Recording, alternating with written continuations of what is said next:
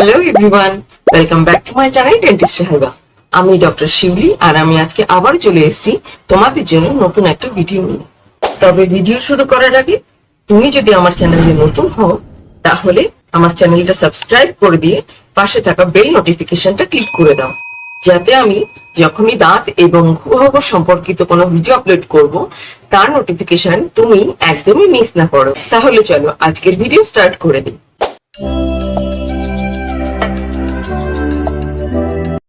শীতকাল মানে কারোর পৌষ মাস, কারোর বা সর্বনাশ। কিরকম? দাঁতে ব্যথা, দাঁত কনকন করা, ঠান্ডা জল বা ঠান্ডা খাবার খেতে গেলে দাঁতে এমন কনকন করে ওঠে যেন কারেন্ট শক লাগার মতো। তখনই কিন্তু শীতকালের আরামটা হারাম হয়ে ওঠে। হ্যাঁ, আজকে আমরা এটাই জানবো, শীতকালে দাঁতকে এবং মাড়িকে সুস্থ রাখার উপায়। আমি তোমাদেরকে 10টা উপায় বলবো, যেগুলো ফলো করে কিন্তু তোমরা দাঁত, মাড়ি এবং মুখগহ্বরকে শীতকালে সুস্থ রাখতে পারবে। প্রথম যে পয়েন্টটা বলবো, এটা কিন্তু প্রায় বেশিরভাগই সবার জানা, তাও আমি একবার বলে দিই। সেটা হলো, শীতকালে কিন্তু কম বেশি সবার একটু ঠান্ডা লেগে থাকে। ঠান্ডা লাগার ফলে কিন্তু আমাদের কান, গলা ব্যথা হয়, এবং তখন যদি তোমার মুখে একটা পোকা দাঁত বা ক্ষয় হয়ে যাওয়া দাঁত থাকে, তাহলে কিন্তু সেই ঠান্ডা লাগার কারণে কিন্তু তোমার দাঁতের ব্যথা এবং মাড়ি ফুলে যাওয়া এই সমস্ত সমস্যা কিন্তু দেখা দিতে পারে। তাহলে আগে খেয়াল রাখতে হবে শীতকালে কোনোভাবে যাতে ঠান্ডাটা না লাগে। যতটা সম্ভব জল কম নাড়াঘাটা করতে হবে, এবং তার সাথে সাথে কিন্তু গরম জামা কাপড়, আর যারা ধরো বাইকে যাতায়াত করেন তাদের ক্ষেত্রে কিন্তু বিশেষভাবে যত্ন নিতে হবে যাতে তাদের ঠান্ডাটা না লেগে যায়। চলে আসি পরের পয়েন্টে। পরের পয়েন্টটা রয়েছে, শীতকালের সকালবেলায় আমরা মুখ হাত ধোয়ার জন্য কিন্তু কলের ঠান্ডা জল ব্যবহার না করে হালকা ঈষদুষ্ণ গরম জল কিন্তু ব্যবহার করতে পারি, যার ফলে কিন্তু আমাদের দাঁতের শিরশিরানি বা দাঁতের এই যে ব্যথা বলো বা মাড়ি ফুলে যাওয়া, এগুলো কিন্তু হবে না। তারপরের পয়েন্ট, শীতকালে অনেক রকম শাকসবজি পাওয়া যায়, বিভিন্ন রকম ফল পাওয়া যায়, যেগুলো হচ্ছে সিজনাল ফ্রুট বা সিজনাল ভেজিটেবলস বলা হয়। সেগুলো কিন্তু শীতকালে আমাদের সবাইকে খেতে হবে, ঠিক আছে? এই ফল বলো বা শাকসবজিগুলো বলো, এগুলোর মধ্যে কিন্তু ভিটামিন সি, ভিটামিন এ, এগুলো কিন্তু প্রচুর পরিমাণে থাকে, ঠিক আছে? সুতরাং এগুলো যদি আমরা খাই তাহলে কি হবে, আমাদের কিন্তু দাঁতের জন্য দরকারি যে ভিটামিনস বা মিনারেলস গুলো, সেগুলো কিন্তু আমরা ওটা থেকে পেয়ে যাচ্ছি, যার ফলে কিন্তু আমাদের দাঁত, মাড়ি, মুখগহ্বরের যে স্বাস্থ্য সেটা কিন্তু খুব হেলদি থাকছে।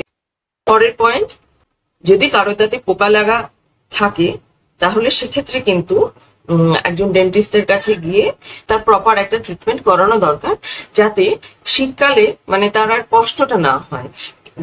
দাঁতে ব্যথা বা মাড়ি ফুলে যাওয়া, মাড়ি থেকে পুঁজ পড়া, এই প্রবলেমগুলো যাতে তার সামনের দিকে না এগোয়, সেটার কিন্তু একটাই সলিউশন। যদি দাঁতে পোকা লাগা হয়ে থাকে তাহলে কিন্তু ডেন্টিস্টের কাছে গিয়ে সেটার একটা ট্রিটমেন্ট করাতে, যদি ফিলিং লাগে তো সেটা করাতে হবে, বা যদি আরসিটির প্রয়োজন হয় সেটা কিন্তু করাতে হবে। পরের পয়েন্টে চলে আসছি। পরের পয়েন্ট হচ্ছে গিয়ে, শীতকালে কিন্তু আমাদের এমনি ঠান্ডার চোটে কিন্তু আমরা জল ভীষণ কম খাই। জল কম খাওয়ার ফলে কি হয়, আমাদের মুখে এই যে আমরা যখন খাবার খাচ্ছি, খাবার খাওয়ার পরপরই যে ব্যাকটেরিয়াল গ্রোথটা বেড়ে যাচ্ছে, যার ফলে কি হয়, যখনই জল কম খাচ্ছি তখন কিন্তু এই ব্যাকটেরিয়াল গ্রোথটা কিন্তু ফ্লাশ আউট হচ্ছে না। তার ফলে কি হচ্ছে, আমাদের কিন্তু মুখে ব্যাকটেরিয়াল গ্রোথটা বাড়ছে, এবং যার ফলে দাঁতে পোকা লাগা, অর্থাৎ দাঁত ক্ষয় হয়ে যাওয়া যেটা, সেটা কিন্তু হচ্ছে। সেই জন্য আমাদের কিন্তু শীতকালেও প্রচুর পরিমাণে জল খেতে হবে।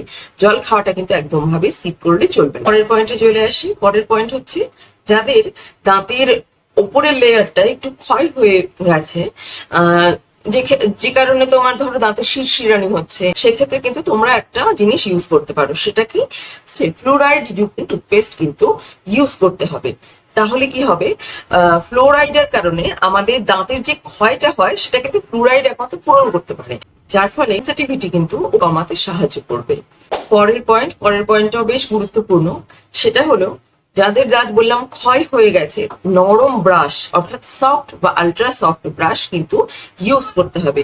কোনোভাবেই মিডিয়াম বা হার্ড ব্রাশ ইউজ করা যাবে না, তাহলে কিন্তু ওই ক্ষয়ের পরিমাণটা দিন দিন আরো বাড়বে।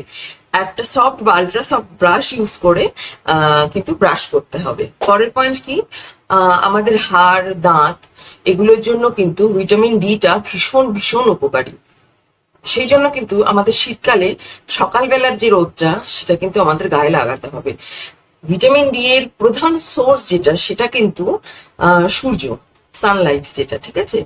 সেই সানলাইটটা কিন্তু একদম সকালবেলার সানলাইটটা কিন্তু আমাদের গায়ে লাগাতে হবে, তাহলে কিন্তু আমাদের শরীরে ভিটামিন ডি এর কিন্তু ঘাটতিটা পূরণ হবে। চলে আসছি 9 নাম্বার পয়েন্টে। 9 নাম্বার পয়েন্টটা কি? আমাদের কিন্তু শীতকাল মানে খুব ঠান্ডা পড়েছে, তার মানে দিনে একবার ব্রাশ করবো এটা করলে কিন্তু হবে না। দিনে কিন্তু আমাদের দুবারই ব্রাশ করতে হবে। রাতে ব্রাশ করাটা মাস্ট। কেন? কারণ বলছি, আমরা কিন্তু শীতকালে রাতটা কিন্তু অনেকটা বড় হয়, যে কারণে আমরা অনেকটা রাত পর্যন্ত ঘুমোচ্ছি, যার ফলে আমাদের মুখে কিন্তু স্যালাইভার পরিমাণ কিন্তু অনেকটা কমে আসছে রাত্রেবেলা ঘুমানোর সময়, যার ফলে কিন্তু ব্যাকটেরিয়াল গ্রোথটা বাড়ছে। ব্যাকটেরিয়াল গ্রোথটাকে কমানোর জন্য কিন্তু আমাদের রাত্রে খাওয়া দাওয়ার পর কিন্তু ব্রাশ করে তবেই ঘুমোতে হবে।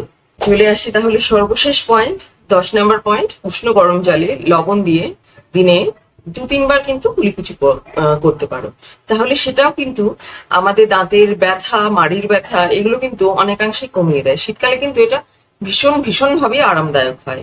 আশা করি আমার এই 10টা পয়েন্ট তোমরা যদি ঠিকঠাক মতন পালন করো, তাহলে কিন্তু তোমাদের শীতকালে দাঁতের যে সেন্সিটিভিটি বা মাড়ি ফুলে যাওয়া, ব্যথা হওয়া, এগুলো কিন্তু হবে না। তাহলে ভিডিও কিরকম লাগলো সেটা কিন্তু অবশ্যই কমেন্ট সেকশনে জানিও। আর ভিডিও ভালো লাগলে একটা লাইক করে দিও, আর বন্ধু বান্ধবদের সাথে অবশ্যই শেয়ার করে দিও। আর অবশ্যই অবশ্যই যেটা একদম ভুললে চলবে না, আমার চ্যানেলটাকে কিন্তু সাবস্ক্রাইব করে দিও। তাহলে দেখা হচ্ছে পরবর্তী কোনো ভিডিওতে। তাহলে চলো, stay happy, stay healthy, stay tune. Tata.